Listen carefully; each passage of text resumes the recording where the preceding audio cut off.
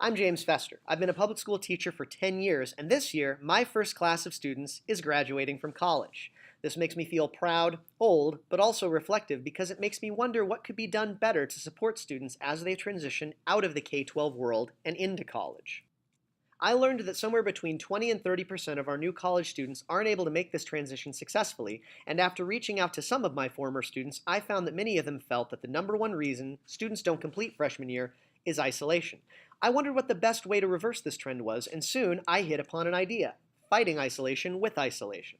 This idea begins with the simple proposition that more students would be successful in college if they were all a part of a supportive community, and that this community should start being formed even before they arrive on campus. There's no one better at facilitating connections than the people at Facebook, and there's no better place to authentically connect to others than in the isolation of our country's public lands and parks.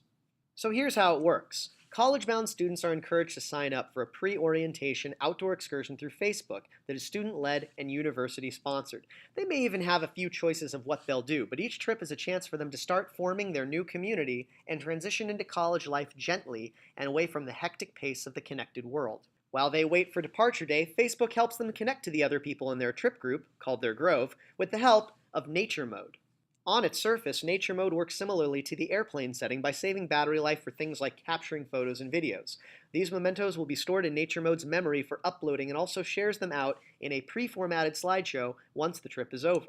More importantly, it also helps prevent the distractions of the connected world from interfering with the natural and social aspects of the trip by removing the fear of missing out.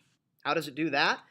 Once activated, it helps people in the students' network know that they're enjoying some time off the grid so they don't return to an overflowing inbox. It also tracks the big events that occur while they're gone, so when they do reconnect, they haven't missed out on any important events from their families and friends back home. Secure in this knowledge and free from the digital shackles of being constantly plugged in, students will be able to form their new communities more authentically. Universities can use this time to start their new students off on the right foot by pairing them with supportive mentors from the faculty and alumni.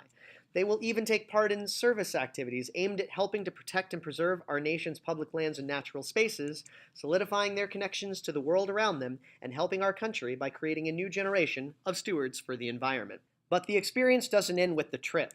Nature Mode will continue to connect students to their newly formed community in many different ways. It reminds them of the experience by replaying their slideshow during stressful times, like midterms.